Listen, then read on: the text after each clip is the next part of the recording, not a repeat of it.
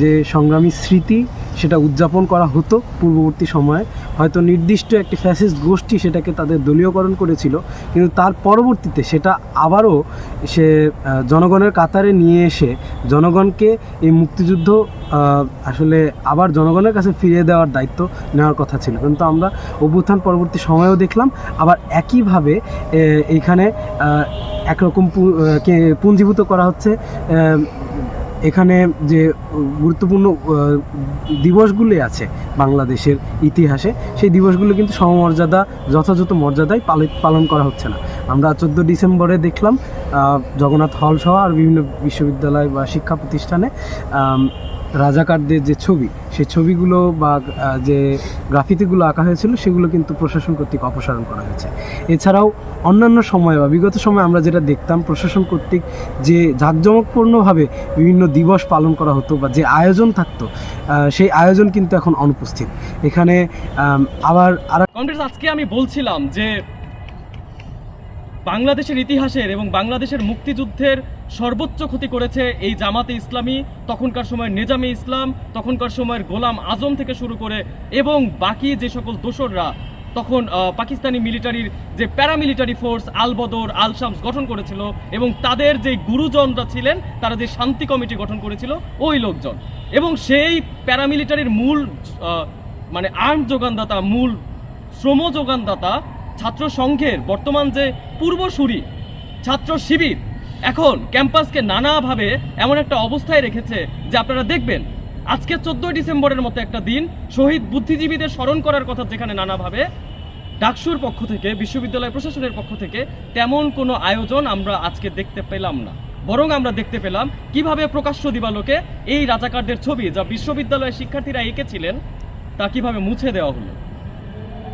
বন্ধুগণ, এরকম একটা লজ্জাজনক অবস্থায় আমরা পড়েছি এবং এই লজ্জাজনক অবস্থায় পৌঁছানোর কারণ প্রথমত যায় এই জামাত শিবির এবং ওই সকল দোসরদের কাছে যারা এখনও ওই পাকিস্তানের স্বপ্ন এবং ওই পাকিস্তানি বীজ নিজেদের মনে উত্তর রেখেছেন, সুপ্ত রেখেছেন।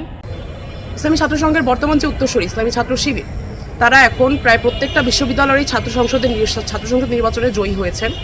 কীভাবে জয়ী হয়েছেন সেটা অন্য কথা, কিন্তু তারা জয়ী হয়েছেন। এবং তাদের যেসব মুক্তিযুদ্ধ গণতান্ত্রিক আন্দোলন বিষয়ক সম্পাদক আছে, আমি জানতে চাই যে তারা অ্যাকচুয়ালি কী কী পদক্ষেপ নিয়েছেন আছে। কারণ আমি যদি আমার এই ক্যাম্পাসের দিকে তাকাই, ডাকসু কিন্তু একটা আলোচনা সভা ছাড়া অন্য কোনো পদক্ষেপ নেয় নাই। রাজশাহী বিশ্ববিদ্যালয়ে গোলাম আজমের ছবি, একটা কার্টুন ব্যঙ্গচিত্র ঝুলানো হয়েছিল। সেই ব্যঙ্গচিত্রকে তাদের মন মানসিকতা ধারণকারী কিছু মানুষজন ফেসবুকে প্রচার করছে, এটা নাকি ইসলামোফোবিয়া ছড়াচ্ছে। সেম জিনিস জগন্নাথ হলে আমরা দেখতে পাচ্ছি।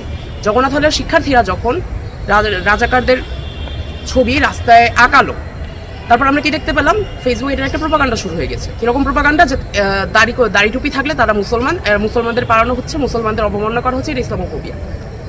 ইসলামকে এত সস্তা করে দেওয়া চলবে না। ইসলাম এদেশের মানুষজনের বেশিরভাগ মানুষজনের ধর্ম ইসলাম। আপনি যদি ইসলামকে কেন্দ্র করে এভাবে রাজনীতি সাজান, আপনি যদি কিছু হলে ইসলামোফোবিয়া করতে থাকেন, তাহলে মানুষজনই আপনার আসল রূপ দেখতে পাবে। মানুষজনই আপনাকে দূরে ঠেলে দিবে। যে গোলাম আজমের জন্য আপনারা এত কাঁদতেছেন, সেই গোলাম আজমকে এই বাইতুল মোকাররমের মুসল্লিরা জুতা পেটা করছিল। যে গোলাম আজমের জন্য আপনাদের এত কান্না আসে, সেই গোলাম আজম এদেশের মানুষজনের কথা একবারও ভাবেন। কিন্তু আপনারাও ভাবেন না, অবশ্যই আপনারা ভাবেন না। আপনারা ভাবলে অবশ্যই গোলাম আজমকে, কাদের মোল্লাকে, এদেরকে সেলিব্রেট করতে পারতেন না। এই ধারাবাহিকতা আমরা দেখতে পাচ্ছি যে বিশ্ববিদ্যালয়ের প্রশাসন এখানে খুবই লজ্জাজনক একটা ভূমিকা পালন করেছে। তারা জানি না সংসদ বা কেন্দ্রীয় ছাত্র সংসদের কথাই নাকি, কিংবা নিজেদের উদ্যোগেই নাকি তারা সেটা মুছে ফেলেছে।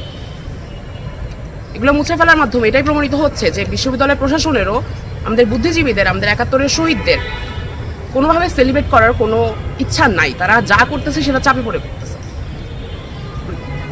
আরও একটা কথা বলতে চাই, আজকে যখন প্রায় প্রত্যেকটা ক্রিয়াশীল ছাত্র সংগঠন, ক্রিয়াশীল বড় রাজনৈতিক দলগুলো মিরপুরে বলেন বা মোহাম্মদপুরে রায়েরবাজার বদ্ধভূমিতে বলেন শ্রদ্ধা নিবেদন করতে গেছিল বুদ্ধিজীবীদের প্রতি, জামাতে ইসলামী যারা 71-এ গণহত্যা চালাইছিল তারা কিন্তু যায় না।